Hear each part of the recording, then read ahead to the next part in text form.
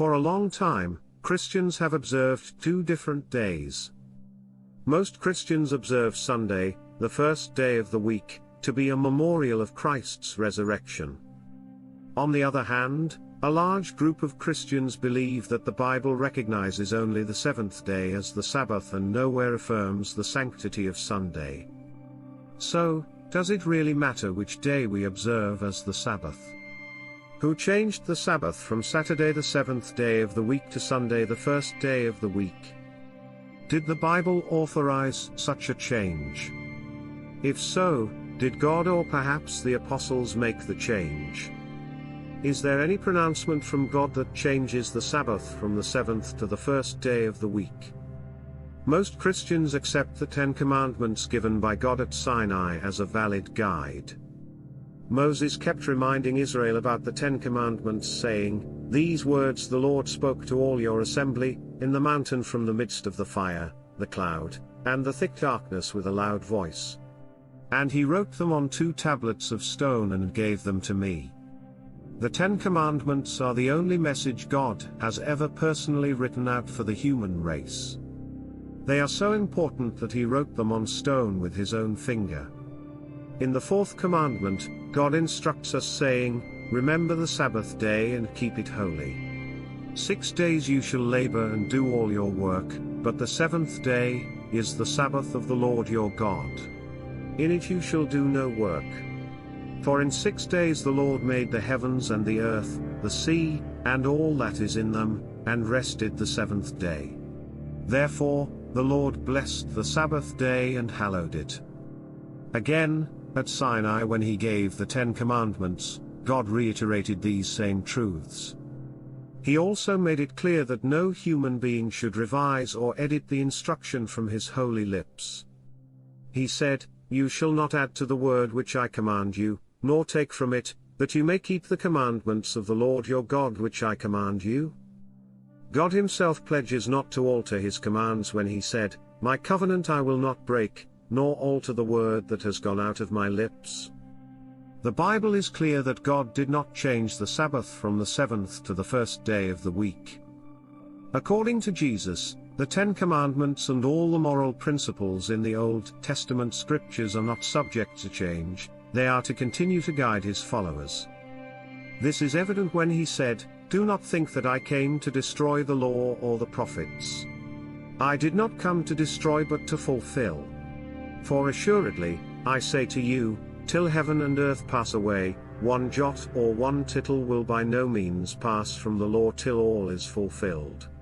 Whoever therefore breaks one of the least of these commandments, and teaches men so, shall be called least in the kingdom of heaven, but whoever does and teaches them, he shall be called great in the kingdom of heaven."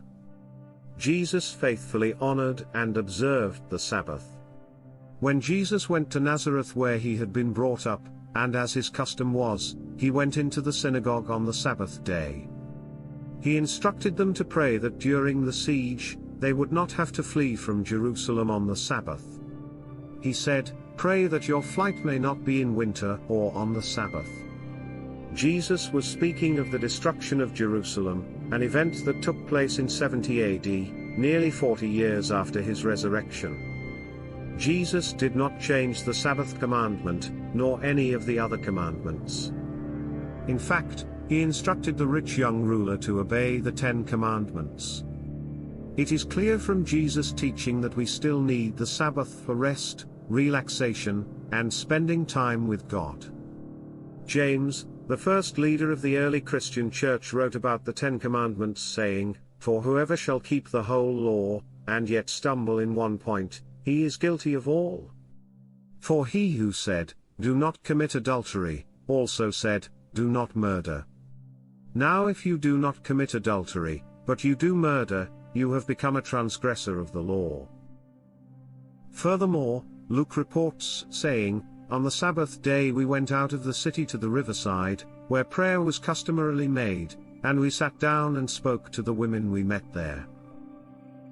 Paul, the apostle to the Gentiles who wrote much of the New Testament, said, "For he has spoken in a certain place of the 7th day in this way, and he rested on the 7th day from all his works."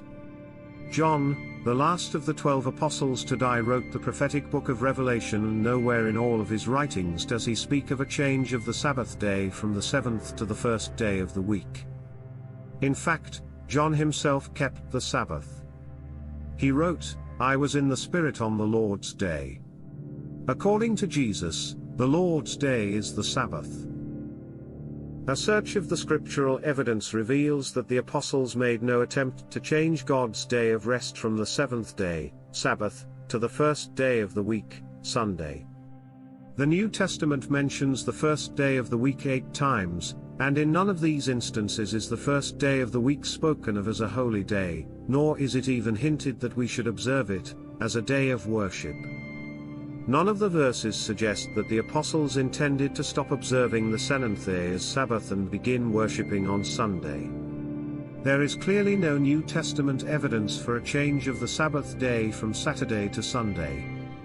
The change came after the days of Jesus and the apostles, so we must turn to history to see when and how this change came about. The change from Sabbath observance to Sunday observance took place after the New Testament was completed and all the apostles had died. The earliest authentic instance of Sunday observance by Christians occurred in Italy, in the middle of the 2nd century. For a long time after that, many Christians observed both days, while others kept the seventh day as Sabbath. It was on March 7, 321 AD when Constantine the Great issued the first civil Sunday law to all the people in the Roman Empire except farmers to rest on Sunday.